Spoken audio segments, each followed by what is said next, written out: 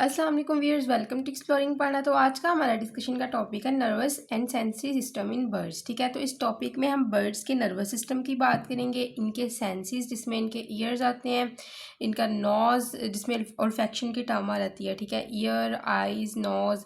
ठीक है, इस सब को हम यहाँ पे डिस्क्राइब करेंगे। और हम बेसिकली जो नर्वस सिस्टम है बर्ड्स का, उसमें आता है ब्रेन ऑफ बर्ड्स। ठीक है, तो first of all will hear talk about the brain of birds. Clear?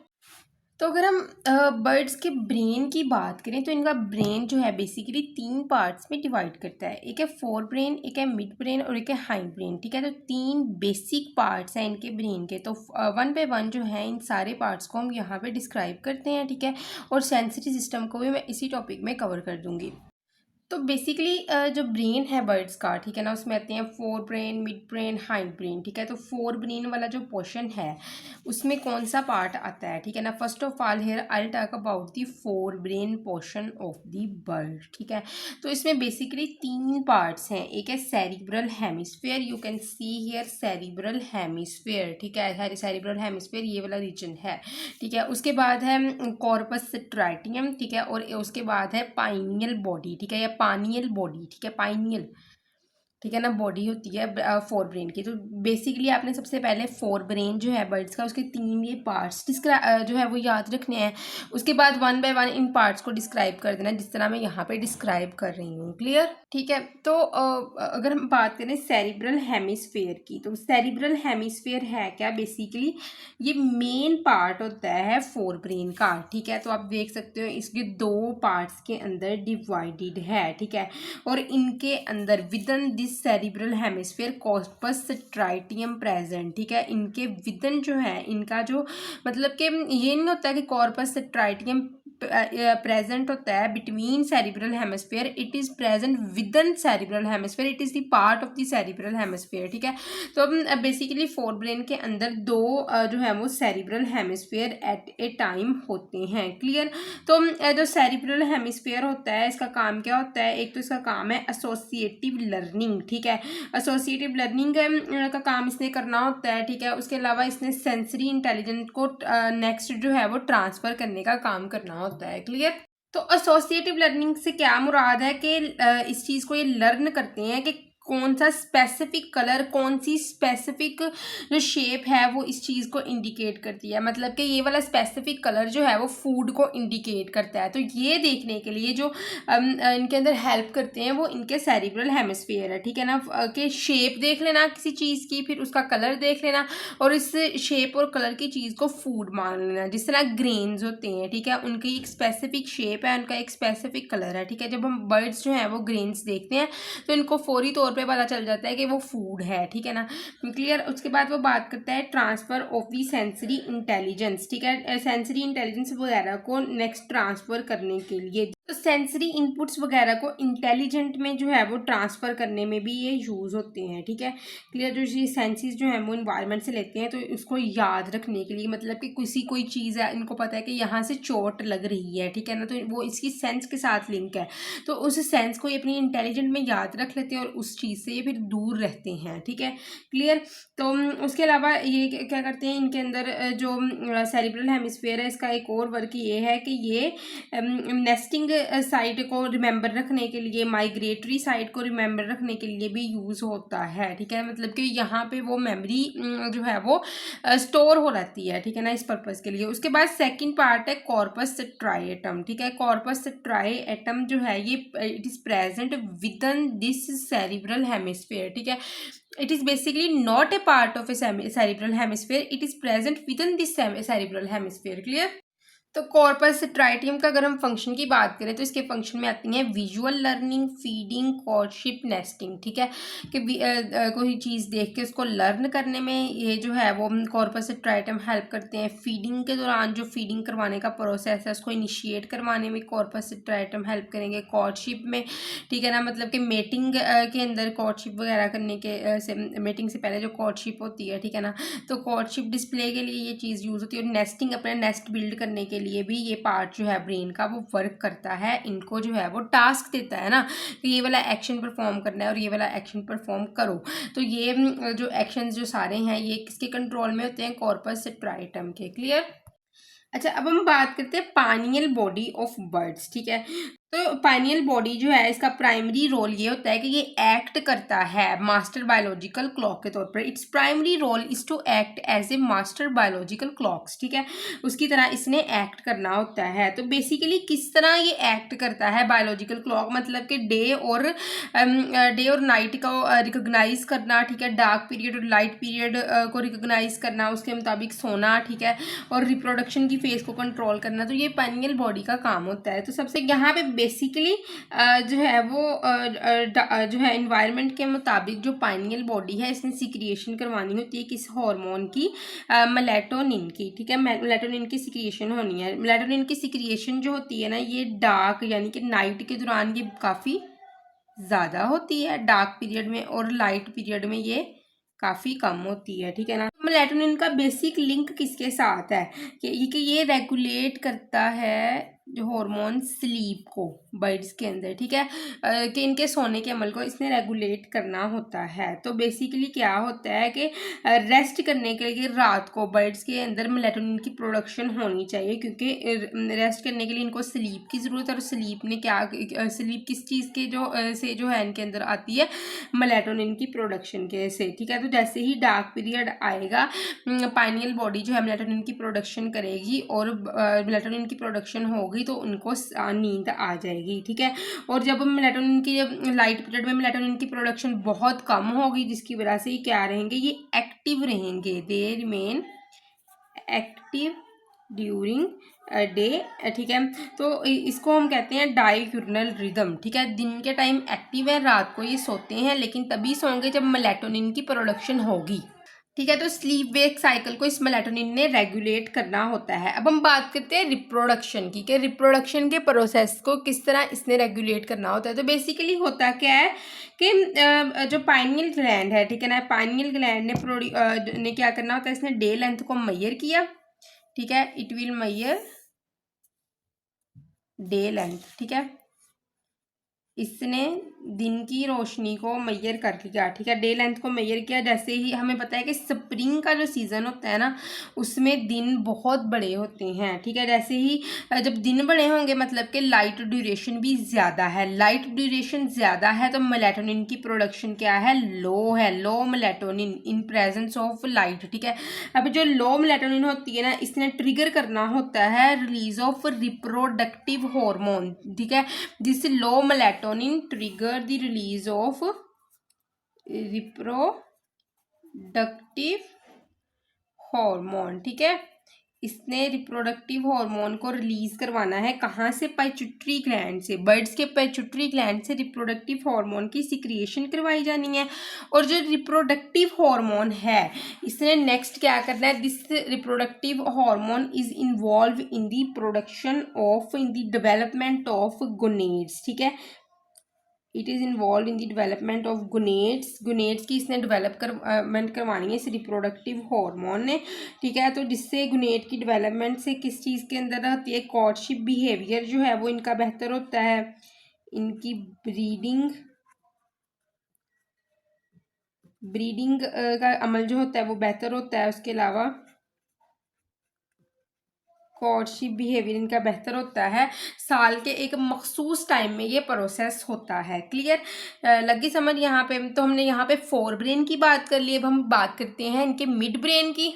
अब हम बात करते हैं मिड ब्रेन ऑफ बर्ड्स की और हाइंड ब्रेन की। ठीक है, तो इनके मिड ब्रेन और हाइंड ब्रेन को अब यहाँ पे हम डिस्क्राइब करते हैं। तो बेसिकली है क्या कि इनका जो मिड ब्रेन होता है बर्ड्स का, ठीक है ना, तो इसके कुछ फंक्शंस हैं। ठीक है, इनके कुछ पार्ट्स के हिसाब से इनके फंक्शन है। एक है इनका ऑप्टिक टैक्टम, एक है इनका ऑडिटरी सेंटर, एक है टेगमेंटम और एक है रेटिकुलर फॉर्मेशन। ठीक है, तो ये तीनों मिलके एक मिड ब्रेन बनाते हैं। क्लियर, तो first of all we will talk about the optic tectum of midbrain. ठीक है, तो ये क्या करता है, ये ऑप्टिक टैक्टम जो होता है ना, ये सिग्नल भेजता है मोटर सेंटर को, और वहाँ ताकि वहाँ पे मूवमेंट करवाई जा सके। ठीक है ना, मोटर सेंटर को सिग्नल इसने भेजना है। ऑप्टिक टैक्टम ने, हमें पता है मोटर सेंटर का काम क्या है, इन्होंने नेक्स्ट मूवमेंट जनरेट करवानी होती है। ठीक है ना, तो जब ये ऑप्टिक टैक्टम जो है सिग्नल भेजेगा मोटर सेंटर को, ठीक है ना, तो ये जो ऑप्टिक टेक्टम ने सबसे पहले तो इसने ना जो है वो स्टिमुलस वगैरह को क्या करना होता है, डिटेक्ट करना होता है। उसके बाद इसने इस स्टिमुलस को सेंड करना होता है मोटर सेंटर को सिग्नल, ताकि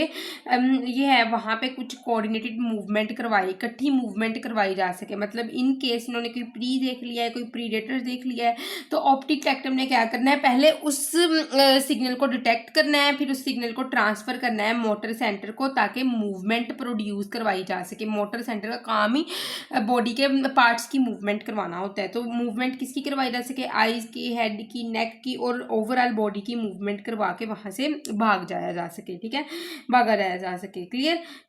तो मोस्टली ये काम आता है प्री और प्रीडेटर को देखने के बाद। ठीक है, कोई ऐसी सिचुएशन जिसमें बॉडी ने बहुत ज़्यादा हरकत करनी होती है, बहुत ज़्यादा चौकस रहना होता है, बहुत ज़्यादा एक्टिव रहना होता है, ठीक है ना, तो उस प्रोसेस में ये ऑप्टिक टेक्टम काम करता है। उसके बाद सेकंड है हमारे पास अडल्ट्री प्रोसेस और लोकलाइजेशन। क्लियर। तो अडल्ट्री प्रोसेस और लोकलाइजेशन में क्या होता है कि अडल्ट्री सेंटर एक होता है, अडल्ट्री वर्ड जो है ये लिंक्ड होता है किसके साथ, हेयरिंग के साथ। ठीक है, तो बेसिकली अडल्ट्री सेंटर जो है ये हेयरिंग के साथ लिंक होता है, ताकि जो आवाज़ होती है साउंड की उसको लोकेट किया जा सके। ठीक है, तो स्पेसिफिक रीजन होता है ऑप्टिक टेक्टम का, ठीक है ना, जो इसके साथ इंटीग्रेट करता है और उसके बाद क्या करता है कि प्री की लोकेशन वगैरह को फाइंड आउट किया जा सकता है। इवन के एक माउस जो लीव्स के अंदर छुपा होता है, ठीक है, उसको भी उसकी भी आवाज़ ये अडल्ट्री जो सेंटर है वो सुन के उसको भी लोकलाइज कर सकता है, उसकी भी लोकेशन फाइंड आउट कर सकता है। क्लियर।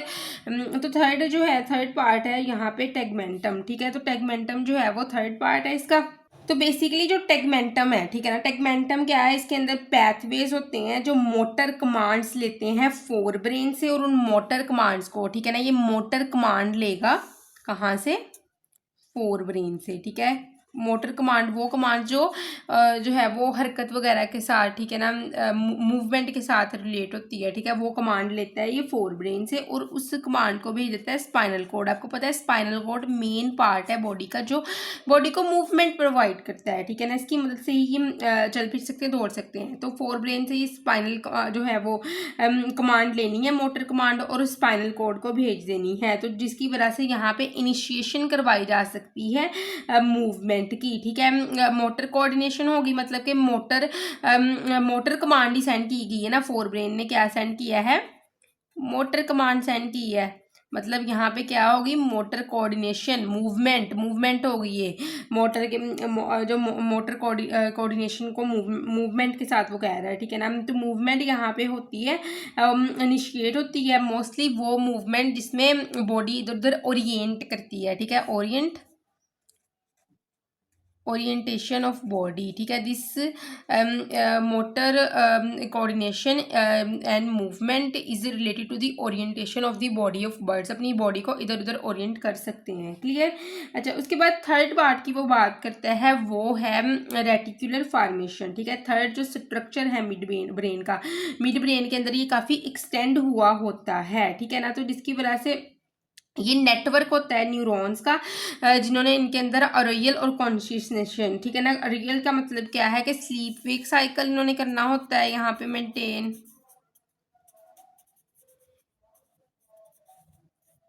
ठीक है, अलर्टनेस, कॉन्शियसनेस मतलब अलर्टनेस वगैरह। ठीक है ना, उनको उसको बर्ड को कॉन्शियस रखना है एट अ टाइम किसी भी प्रीडेटर के हमले वगैरह से। ठीक है, तो जिसकी वजह से बचा जा सके, तो ये भी बहुत इंपॉर्टेंट होता है रेटिकुलर फॉर्मेशन बर्ड्स के केस में। ठीक है, तो हमने मिड ब्रेन की बात की, उसके चारों पार्ट्स को भी यहाँ पे डिस्क्राइब कर लिया। अब हम बात करते हैं हाइंड ब्रेन की। तो हाइंड ब्रेन बर्ड्स का बेसिकली डिवाइड करता है दो पार्ट्स के अंदर, एक है सेरिबलम और एक है मेडोला ओब्लंगेटा। तो सेरिबलम एक लार्ज पार्ट है, इसके लिए अनदर टर्म यूज किया जाता है बर्ड्स में, दैट इज लिटिल ब्रेन।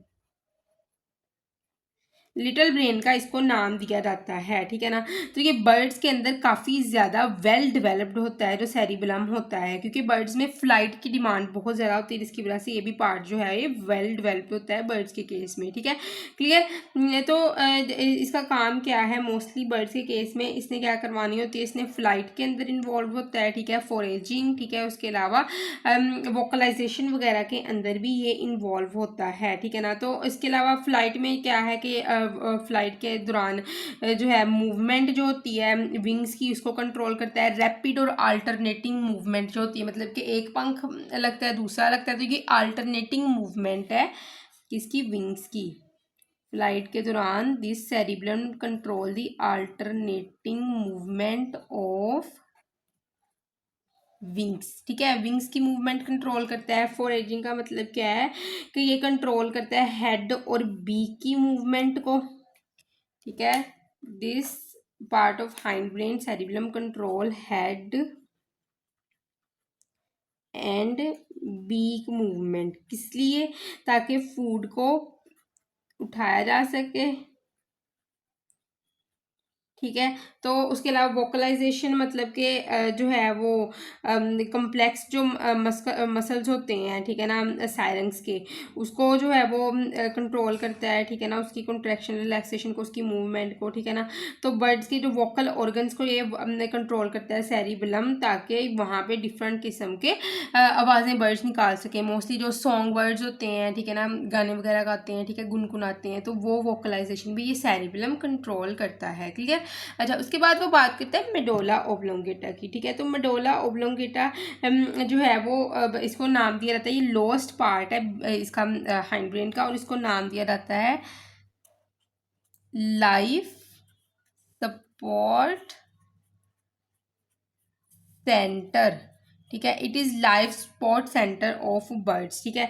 तो ये जो मेडोला ओब्लोंगेटा है, इसके अंदर बेसिकली की फंक्शन इसके क्या है, एक है ये कार्डियोवैस्कुलर सेंटर है और ये रेस्पिरेटरी सेंटर है। तो कार्डियोवैस्कुलर सेंटर का मतलब क्या है कि ये हार्ट बीट को कंट्रोल करता है, हार्ट रेट को ये कंट्रोल करता है। इन केस ऑफ फ्लाइट के दौरान, क्योंकि हार्ट रेट ज़्यादा हो रहता है, मेटाबॉलिज्म बढ़ जाता है ना फ्लाइट के दौरान। उसके अलावा ये फियर के दौरान जो है वो हार्ट रेट को कंट्रोल करता है, और रेस्ट के दौरान हार्ट रेट को कम कर देता है। तो ये कार्डियोवैस्कुलर सेंटर है इसीलिए। और उसके अलावा ये रेस्पिरेटरी सेंटर भी है, ठीक है। रेस्पिरेटरी सेंटर क्या है कि ये एडजस्ट करता है डायामीटर किसका, ब्लड वेसल्स का, ठीक है। It will adjust the diameter of blood vessels, ठीक है। ब्लड वेसल्स का डायामीटर ये मेडोला ओब्लोंगेटा कंट्रोल करता है, ताकि प्रॉपर प्रेशर जो है ब्लड का वो मेंटेन किया जा सके। क्लियर लगी समझ। यहाँ पे तो हमने ब्रेन की बात कर ली। अब हम बात करते हैं सेंसरी ऑर्गन्स की बर्ड की। अब हम बात करते हैं आइज़ ऑफ बर्ड्स की, ठीक है। बर्ड्स की आइज़ की यहाँ पे थोड़ी डिटेल डिस्कशन देखते हैं। तो बर्ड्स की जो आइज़ होती हैं ना वो काफ़ी लार्ज होती हैं साइज़ में, ठीक है। तो they have very large size eyes, ठीक है ना। लार्ज साइज आइज़ इनके मतलब पूरे जो किंगडम है ना, एनिमल किंगडम में सबसे ज़्यादा कॉम्प्लेक्स और पावरफुल विजुअल सिस्टम जो होता है ना, ये बर्ड्स का होता है, क्योंकि इनकी आइज़ काफ़ी लार्ज होती हैं, काफ़ी जो है वो अच्छी जो इनका जो है वो कर्वेचर बनता है, ठीक है ना, ताकि आसानी से प्री वगैरह को लोकेट कर सकें, प्रीडेटर वगैरह को बच सकें, क्योंकि इनके प्रीडेटर बहुत ज़्यादा होते हैं। बिल्लियाँ हो गई, ठीक है ना, बड़े बर्ड्स हो गए, ठीक है। तो कार्निवोरस एनिमल्स बहुत ज़्यादा इनके प्रीडेटर होते हैं, तो उनसे बचने के लिए इनका आइज़ का जो सिस्टम है वो काफ़ी वेल डेवलप्ड होता है, ताकि ऐसे जानवरों से ये बच सकें आसानी से, ठीक है। तो अगर हम आइज़ की बात करें बर्ड्स की, तो इनकी आइज़ काफ़ी लार्ज होती हैं, लार्ज साइज आइज़ होती हैं, ठीक है ना। जिस तरह के ऑल की आइज़ हैं, ठीक है ना, ऑल की आइज़ जो होती हैं इतनी लार्ज होती हैं और ट्यूबुलर होती हैं, ठीक है ना, इतनी ज़्यादा लार्ज होती हैं कि ये स्कल के साथ मूव ही नहीं कर सकती हैं, ठीक है ना। They can not move within the skull, ठीक है, इतनी लार्ज इनकी आइज़ होती हैं। तो उसके अलावा जो होती है कि इनकी जो आइज़ होती हैं ये इंटीरो पोस्टीरियर डायरेक्शन में होती हैं मोस्टली, ठीक है। इंटीरो पोस्टीरियर मतलब कि इंटीरियरली भी और पोस्टीरियर डायरेक्शन दोनों में ही इनकी आइज़ प्रेजेंट होंगी। ये इनकी लोकेशन की मैं बात कर रही हूँ, ठीक है। इंटीरियो पोस्टीरियर डायरेक्शन होती है इनकी लोकेशन। तो इनके अंदर जो कॉर्निया होता है बाहर की तरफ उभरा हुआ होता है, जिसके लिए एनदर नेम यूज किया जाता है बल्जिंग कॉर्निया, ठीक है। तो इनका कॉर्निया बल्जिंग कॉर्निया होता है। क्लियर। तो बेसिकली यहाँ पे हम बात करते हैं डबल फोकसिंग मैकेनिज्म की। तो बर्ड्स के अंदर जो मैकेनिज्म होता है फोकस करने का, वो डबल फोकसिंग मैकेनिज्म होता है। इस मैकेनिज्म के अंदर दो कंपोनेंट्स वर्क करते हैं, एक है जो है हमारे पास कॉर्निया और एक है लेंस, ठीक है। तो it is refer to the changing curvature of cornea and it refer to the changing curvature of lens. तो हम यहाँ पे डिस्क्राइब करते हैं किस तरह कॉर्निया का कर्वेचर और लेंस का कर्वेचर जो है वो चेंज करके फोकस किया जा सकता है ऑब्जेक्ट्स के ऊपर। क्लियर। तो कॉर्निया कॉर्निया जो है इसका कर्वेचर किस तरह जो है वो चेंज किया जा सकता है। जो सिलरी मसल्स होते हैं ना आईज के, ये डायरेक्टली एक्ट करते हैं इस कॉर्निया के ऊपर, ठीक है। और जैसे ही ये muscles directly ciliary muscles act करते हैं कॉर्निया के ऊपर, किस तरह कि सिलरी मसल्स करेंगे कॉन्ट्रैक्ट, ठीक है। दीज मसल्स कॉन्ट्रैक्ट, ठीक है, ये कॉन्ट्रैक्ट करेंगे। और जैसे ही ये मसल्स कॉन्ट्रैक्ट करेंगे तो ये प्रेशर अप्लाई करेंगे किसके ऊपर, कॉर्निया के ऊपर। तो कॉर्निया क्या हो जाएगा, stipend, this cornea become stipend, here is stipend cornea. तो स्टीपेंड कॉर्निया क्या होता है कि इसका जो कर्व होता है ना काफ़ी शार्प होता है, ठीक है। जो इसका कर्व होगा ये काफ़ी शार्प होगा, ठीक है ना, मतलब कि काफ़ी ज़्यादा डोम्ड शेप्ड ये होगा ये स्टीपेंड कॉर्निया, ठीक है। तो अब ये जो डोम शेप्ड स्टीपेंड कॉर्निया होगा ये लाइट रेज को शार्पली बेंड कर सकता है, it will bend light rays sharply, ठीक है। Bend light, stipend cornea bend light sharply, काफ़ी शार्पली ये लाइट को बेंड करने की इसके पास एबिलिटी होती है, ठीक है ना। जैसे ही लाइट शार्पली बेंड होगी तो जिसकी वजह से आइज की फोकसिंग पावर बढ़ जाएगी, उसकी फोकसिंग पावर बढ़ेगी, ठीक है ना। When light bend sharply focusing power of the eyes increase, ठीक है। और जैसे ही उसकी फोकसिंग पावर बढ़ जाएगी तो क्लोजअप जो ऑब्जेक्ट है उसको क्लियरली देखा जा सकेगा, ठीक है। Near by object, close up object को नियरली देखा जाएगा क्योंकि इसका कॉर्निया स्टीपेंड है और स्टीपेंड कॉर्निया लाइट को शार्पली बेंड कर सकता है। और जब लाइट शार्पली बेंड होती है तो नियर बाय ऑब्जेक्ट को क्लियरली देखा जा सकता है। क्लियर। तो नियर बाय ऑब्जेक्ट और डिस्टेंस जो है प्रीडेटर के लिए किस तरह जो है ये बर्ड्स अपने अंदर कॉर्निया को यूज़ करते हैं। तो बेसिकली क्या होता है कि सिलरी मसल्स कॉन्ट्रैक्ट करते हैं, ठीक है। जैसे ही कॉन्ट्रैक्ट करते हैं कॉर्निया स्टीपेंड होता है, कॉर्निया स्टीपेंड होता है, इसकी बेंडिंग पावर बढ़ती है, इसकी बेंडिंग पावर बढ़ती है तो ये नियर बाय ऑब्जेक्ट को बेंडिंग पावर लाइट की जो शार्पली बेंड कर सकते हैं वो नियर बाय ऑब्जेक्ट को आसानी के साथ जो है वो डिटेक्ट कर सकते हैं। लेकिन जब इन्होंने दूर के किसी प्रीडेटर वगैरह को देखना होगा तो क्या होता है कि सिलरी मसल्स कॉन्ट्रैक्ट नहीं करते किसी डिस्टेंट विजन के लिए, तो ये सिलरी मसल्स करते हैं रिलैक्स, सिलरी मसल से रिलैक्स करेंगे जिसकी वजह से कॉर्निया क्या हो जाएगा, फ्लैट, फ्लैट कॉर्निया, ठीक है। क्योंकि सिलरी मसल्स क्या किए, रिलैक्स किए, कॉर्निया हो गया फ्लैट, कॉर्निया फ्लैट हुआ तो जिसकी वजह से जो बेंडिंग पावर होती है वो क्या होती है, वो डिक्रीज हो जाती है, ठीक है ना। Light does not bend sharply, ठीक है ना। Bending power of the light decrease due to the flat cornea can not bend light sharply, ठीक है ना। तो जो फ्लैट कॉर्निया होता है उसकी बेंडिंग पावर बहुत कम होती है जिसकी वजह से क्या होता है कि बेंडिंग पावर जब कम हो जाती है तो डिस्टेंट विजन जो होती है वो बेहतर हो जाती है, डिस्टेंट प्रीडेटर को के ऊपर बेहतरी के साथ फोकस किया जा सकता है। क्लियर। तो इस तरह जो है वो कॉर्निया का कर्वेचर चेंज करके हम जो बर्ड्स जो हैं वो नियर बाय ऑब्जेक्ट और डिस्टेंट प्रीडेटर को, डिस्टेंट मतलब ऑब्जेक्ट ही हो गया ये भी एक, तो इसको जो है वो फोकस कर सकते हैं। अब हम बात करते हैं चेंजिंग कर्वेचर ऑफ लेंस, ठीक है। तो लेंस के कर्वेचर को चेंज करके ये किस तरह फोकस करते हैं, ठीक है। तो बेसिकली होता क्या है चेंजिंग कर्वेचर ऑफ लेंस, तो डबल फोकसिंग मैकेनिज्म हम इसीलिए कह रहे हैं ना क्योंकि दो तरह से फोकस किया जा सकता है, एक कॉर्निया की हेल्प से, एक लेंस की हेल्प से, ठीक है। तो मोस्टली क्या होता है कि जो बर्ड्स होते हैं, बर्ड्स के अंदर क्या होता है कि जो है ये मसल्स को वगैरह कॉन्ट्रैक्ट करते हैं, लेंस आगे की तरफ फॉरवर्ड होता है, ठीक है। और एक यूनिक स्ट्रक्चर वहाँ पे प्रेजेंट होता है, एनुलर पैड्स, ठीक है, तो जो लेंस को थिक और राउंड बना देता है। तो इस तरह ये प्रोसेस होता है। तो मैं पहले आपको डिस्क्राइब कर दूँ एनुलर पैड्स के बारे में, ठीक है ना, जिसकी वजह से लेंस जो है वो राउंड थिक होगा और नेक्स्ट जो है वो प्रोसेस चलेगा, ठीक है। क्लियर।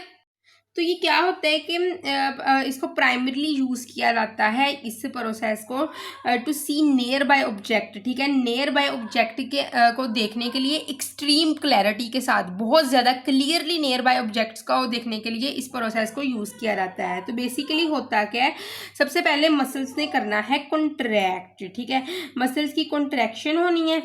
तो सिलरी मसल्स क्या करेंगे, जिनको ये अनदर वो नेम यूज़ करता है मसल्स के लिए, ब्रकस मसल्स, ठीक है। इन ब्रोकस मसल ने क्या करना है, कॉन्ट्रैक्ट करना है, ठीक है। ये मसल्स कॉन्ट्रैक्शन, ठीक है। तो ये ब्रोकस मसल्स क्या करेंगे, कॉन्ट्रैक्ट करेंगे, ये पॉइंट हो गया। उसके बाद ये जो मसल्स होंगे इसकी कॉन्ट्रैक्शन जो होती है ये प्रेशर अप्लाई करेगी किसके ऊपर, एनुलर पैड्स के ऊपर, ठीक है। एनुलर पैड के ऊपर क्या करेगी, प्रेशर अप्लाई करेगी, क्लियर। तो उसके बाद क्या है, annular pad, basically annular pad है क्या, जिसके ऊपर ये मसल्स कॉन्ट्रैक्ट करके प्रेशर अप्लाई कर रहे हैं, ठीक है। तो ये एनुलर पैड बर्ड्स के अंदर एक थिक रिंग शेप्ड स्ट्रक्चर होता है लेंस की साइड्स के ऊपर, ठीक है। Ring shape gelatinous structure which is present on the side of the lens, ठीक है। तो ये जो है ये इंटरमीडिएट स्ट्रक्चर होता है between muscles and lens. Lens मतलब कि ये मसल्स हैं, ठीक है। ये क्या है, लेंस। इन दोनों के इंटरमीडिएट क्या है, ये वाला स्ट्रक्चर एनुलर पैड, ठीक है। तो ये इंटरमीडिएट होता है बिटवीन मसल्स एंड लेंस। तो अभी हम टॉपिक पे आ जाते हैं कि प्रेशर अप्लाई किया मसल्स कॉन्ट्रैक्शन ने किसके ऊपर, एनुलर, इस एनुलर पैड के ऊपर, इस जेलाटिनियस रिंग के लाइक स्ट्रक्चर के ऊपर। तो एनुलर पैड ने क्या हुआ, क्योंकि सॉफ्ट है, जेलेटिनस है, ठीक है ना, काफ़ी ज़्यादा सॉफ्ट है, ठीक है ना। तो क्या होता है कि ये पैड जो है डीफॉर्म होता है, अपनी इसकी शेप जो होती है वो चेंज हो जाती है, ठीक है। और इसने लेंस को जो है साइड से पुश करना शुरू कर देना होता है। तो लेंस की जैसे ही एनुलर पैड ने फोर्स लगाई लेंस के ऊपर, ठीक है, इसने पुश किया लेंस को, तो लेंस की शेप जो होती है वो चेंज हो जाती है, ठीक है। क्योंकि अंदर की तरफ से इनवर्ड जो है वो एनुलर पैड लेंस के ऊपर प्रेशर अप्लाई कर रहा है, फोर्स अप्लाई कर रहा है, ठीक है। तो जिसकी वजह से लेंस की जो शेप होती है वो चेंज होती है, और लेंस क्या बन जाता है, इसकी शेप चेंज होती है, तो लेंस राउंड होता है, बन जाता है, और थिक बन जाता है। तो राउंड थिक लेंस की बेंडिंग पावर ज्यादा होती है, ठीक है ना, as compare to the other lens, ठीक है। तो जिसकी वजह से क्या होता है कि राउंड थिक लेंस की हेल्प से आईज जो है वो ज्यादा फोकस कर सकती हैं, ठीक है ना, आईज का फोकस इंक्रीज कर जाता है, ठीक है ना, नियर बाय ऑब्जेक्ट से रेटिना की तरफ, ठीक है। तो आईज जो है वो शार्पली फोकस कर सकती हैं नियर बाय ऑब्जेक्ट से टुवर्ड रेटिना, ठीक है ना, आईज का फोकस इंक्रीज हो जाता है दिस राउंड थिक लेंस की वजह से, क्लियर, लगी समझ। तो चेंजिंग कर्वेचर ऑफ लेंस की भी हमने बात कर ली है। अब हम बात करते हैं रेटिना की आइज की, ठीक है ना। ये 2 पॉइंट्स मैंने आपको बता दिए हैं, इसमें स्टीपेंड कॉर्निया है, इसमें ये आपने ये वाले पॉइंट्स याद कर लेने हैं जो मैंने डिस्क्राइब किया है, उसको साथ साथ थोड़ा थोड़ा डिस्क्राइब कर देना है, ठीक है। तो हम बात करते हैं रेटिना ऑफ आई की। तो अगर हम रेटिना की बात करें, आइज के रेटिना की, तो रेटिना जो होता है काफ़ी थिक होता है, इसके अंदर 2 स्ट्रक्चर होते हैं, एक है रॉड और एक है कॉन्स। तो रॉड जो होते हैं ये क्या होते हैं कि ये लो लाइट इंटेंसिटी के दौरान एक्टिव होते हैं, ठीक है। क्योंकि रॉड, अब रॉड से डी आ रहा है ना इसमें, तो इसमें डार्क को याद रखो क्योंकि डार्कनेस में ज़्यादा एक्टिव है, डार्कनेस में कोई चीज़ देखने के लिए काम आएंगे, ठीक है। उसके बाद एक कॉन्स, ठीक है। कॉन्स में क्या है कि ये हाई लाइट इंटेंसिटी में एक्टिव है, ठीक है ना। तो ये मतलब ज़्यादा, मोर लाइट, ठीक है, मोर लाइट इंटेंसिटी ये डिटेक्ट करते हैं और उनमें ये एक्टिव होते हैं। मतलब कौन से सी फॉर कलरफुल, कलरफुल चीज़ों को देखने के लिए जो है वो कौन से एक्टिव होते हैं, ठीक है ना। तो जो कॉन्स होते हैं ना हमारे पास, ये एक स्पेसिफिक फोविया के ऊपर कंसंट्रेट करते हैं। फोविया बेसिकली है क्या, फोकल पॉइंट है रेटिना का, ठीक है ना, फोकसिंग पॉइंट है, focal point, it is the focal point of retina. तो कॉन्स इस फोकल पॉइंट के ऊपर कंसंट्रेट करते हैं बर्ड्स को एक स्पेसिफिक विजन का एंगल प्रोवाइड करने के लिए, specific field of vision provide करने के लिए, ठीक है ना, कि ये फोविया जो है ये एक फोकल पॉइंट के ऊपर कंसंट्रेट करते हैं। तो अभी हम इसको फोविया को नेक्स्ट जो है वो डिस्क्राइब करते हैं। तो बर्ड्स के अंदर बेसिकली 2 फोविया होते हैं पर आई, एक है सर्च फोविया, एक है परस्यूट फोविया, ठीक है। तो हम एक फोविया को सर्च फोविया का नाम देते हैं, और ये फोविया कहाँ पे होता है, ये रेटिना के कॉर्नर में होता है, it is present at the centre of retina, ठीक है। तो ये रेटिना के कहाँ पे होगा, सेंटर में, ठीक है, not corner, it is present at the centre of the retina, ठीक है। तो सर्च फोबिया जो होता है, ठीक है, तो इसका काम क्या है कि इसने यहाँ पे एक विजन जनरेट करवानी है जिसको मोनोक्यूलर विजन का नाम देते हैं। तो मोनोक्यूलर विजन मैं आपको यहीं पे डिस्क्राइब कर दूंगी, बाइनोक्यूलर और मोनोक्यूलर, ठीक है। तो यहाँ पे हम जस्ट नेम ही देखते हैं कि सर्च फोबिया ने कौन सी विजन जनरेट करवानी होती है। इट विल जनरेट दी जो है मोनोक्यूलर विजन, ठीक है। तो इसका जो है काम क्या है इस फोबिया का, ठीक है ना। तो ये फोबिया को यूज़ करते हैं बर्ड्स अपने जो नीचे किसी भी किस्म के लैंडस्केप वगैरह को देखने के लिए, ठीक है, उसको डिटेक्ट करने के लिए, ठीक है। दूसरा है परस्यूट फोबिया, ठीक है। परस्यूट फोबिया जो होता है बर्ड्स के अंदर, ये किसी भी प्री वगैरह का पीछा करने के लिए यूज़ किया जाता है। तो परस्यूट फोबिया होता कहाँ है कि रेटिना के पोस्टीरियर मार्जिन पे होता है, ठीक है ना। तो ये क्या करता है, ये पोस्टीरियर फोबिया होता है, ठीक है ना, जो फंक्शन करता है। देखो, एक परस्यूट फोबिया दूसरे परस्यूट फोबिया जो होती है आइस के, उसके साथ मिलके क्या बनाता है, एक बाइनोक्यूलर विजन बनाता है, ठीक है। तो इसका काम क्या है कि ये डेप्थ परसेप्शन के लिए, मतलब किसी भी प्री के ऊपर गहरी नज़र लगाने के लिए, ठीक है ना, बहुत गहरी नज़र लगाने के लिए इस परस्यूट फोबिया का यूज़ किया जाता है बर्ड्स के अंदर, ठीक है। तो प्री वगैरह को कैप्चर करने के लिए, ठीक है ना। तो उसके अलावा क्या होता है कि जो सर्च फोबिया है उसने कोई भी लैंडस्केप को ऑब्जर्व करना है, ठीक है ना, फ्लाइट के दौरान देखना है कौन कौन सी लैंडस्केप है, उसको देखने के लिए सर्च फोबिया यूज़ किया जाता है आइस का। और परस्यूट फोबिया जब भी इसने किसी ब्रांच के ऊपर लैंड करना होता है, ठीक है, तब भी यूज़ किया जाता है। और depth perception for the location of pre, ठीक है ना, उसके लिए भी परस्यूट फोबिया का यूज़ किया जाता है। अब हम बात करते हैं इनके अंदर विजन की। इसके लिए विजन की दो टर्म है, एक मोनोक्यूलर विजन, एक बाइनोक्यूलर विजन, ठीक है। तो मोनोक्यूलर विजन में क्या होता है कि जो आई होती है वो सेपरेटली जो है वो ऑपोजिट साइड है हेड की, वहाँ पे जो है वो लोकेट करती है, ठीक है। तो उसको यूज़ करके वहाँ पे ही उसने फील्ड ऑफ व्यू प्रोवाइड करना होता है on the side of head, eyes on the side of head, ठीक है। तो वहीं पे वो फील्ड ऑफ विजन प्रोवाइड करती है, ठीक है। तो 36 डिग्री की मोनो जो है क्यूलर फील्ड देखने को मिलती है, ठीक है ना। इस फील्ड में बर्ड ऑलमोस्ट हर चीज़ इधर उधर देख सकती है, ठीक है ना, विदाउट अपना हेड को मूव किए बगैर, ठीक है ना। तो ये प्रीडेटर को भी साइड से अप्रोच कर सकती है, ठीक है ना, सेम टाइम में, ठीक है ना, अपने पीछे वगैरह, ठीक है। तो मोस्टली जो है वो मोनोक्यूलर विजन जो होती है ये प्री बर्ड्स जिसमें आते हैं डक्स, जिनका शिकार जो होता है वो बहुत आसानी से करते हैं। बिल्लियाँ वगैरह बहुत ज़्यादा इनका शिकार करती हैं, ठीक है। डॉग्स वगैरह, पिजन्स, डव्स, इवन ह्यूमंस ही इनका बहुत ज़्यादा शिकार करते हैं। और स्पैरोज एंड सॉन्ग बर्ड्स, ठीक है, इनकी जो मोनोक्यूलर विजन होती है वो काफ़ी हाई होती है, ठीक है, क्लियर। तो बाइनोक्यूलर विजन में क्या होता है, ऐसे बर्ड्स जिनकी दोनों आइज जो होती हैं वो एक चीज़ के ऊपर होंगी, ठीक है ना। और ये दोनों आइज बनाती हैं डिफरेंट डिफरेंट इमेजेस है, मतलब कि जो आइज होंगी ये हेड के फॉरवर्डली प्रेजेंट होंगी और हर आई अपनी डिफरेंट इमेज बनाएगी, लेकिन ब्रेन इन दो इमेजेस को, मतलब कि एक ये आई है, ठीक है, एक ये आई है, ये अपनी इमेज बना रही है, ये अपनी इमेज बना रही है, लेकिन ब्रेन ने क्या करना है, इन दोनों इमेजेस को क्या करना होता है, कंबाइन करके एक काफ़ी अच्छी इमेज बनानी होती है, एक एग्जैक्ट इमेज बनानी होती है, ठीक है, क्लियर। तो ये जो मोस्टली जो होते हैं ये कौन से बर्ड्स के अंदर बाइनोकुलर विजन देखने को मिलती है, तो मोस्टली देखने मिलती है हॉक्स के अंदर, ऑल्स के केस में बाइनोकुलर विजन देखने को मिलेगी, क्लियर।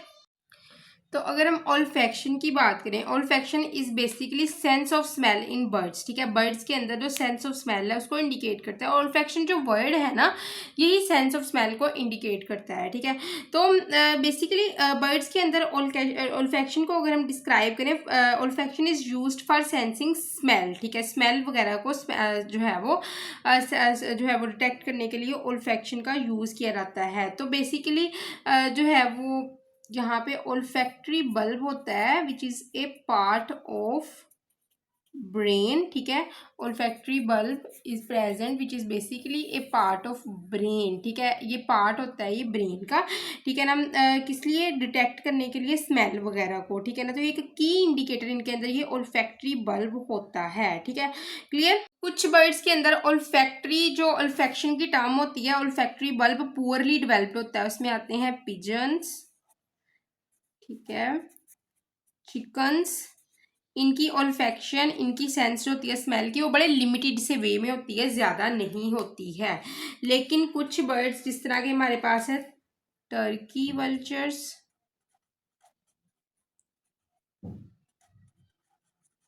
ठीक है, इनकी जो है वो जो सेंस ऑफ स्मेल होती है वो बहुत ज़्यादा होती है, ठीक है। और ये बड़ी आसानी से डेड और डिकेइंग प्रे को आसानी से ये क्या करते हैं, लोकेट कर लेते हैं और वहाँ पे पहुँच जाते हैं, क्योंकि ये डेड प्रीज के ऊपर फीड करते हैं, ठीक है ना। तो वहाँ पे ये फौरी तौर पर पहुँच जाते हैं, उसको खाना शुरू कर देते हैं। तो इनकी सेंस ऑफ स्मेल बहुत ज़्यादा होती है।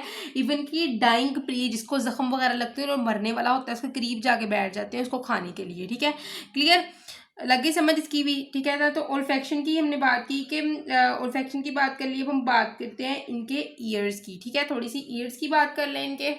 तो ईयर्स जो होते हैं ना बर्ड्स के, ठीक है ना, बर्ड्स के अंदर जो हेयरिंग होती है ना वो काफ़ी वेल डेवलप्ड होती है। इनके पास जो होते हैं ना वो डेलिकेट फीदर्स होते हैं, जिन्होंने इनके हेयर्स को कवर किया होता है, ठीक है ना, जिसको ऑरिकल्स का नाम दिया जाता है, ठीक है। ईयर्स इनके होते हैं जिस तरह कि आप देखते हो ना पिजन्स वगैरह को, ठीक है, तो दिखने में ऐसा लगता है कि इनके कान नहीं है, लेकिन इनके कान होते हैं, लेकिन वो कवर होते हैं डेलिकेट लूज डेलिकेट फीदर्स से, ठीक है ना।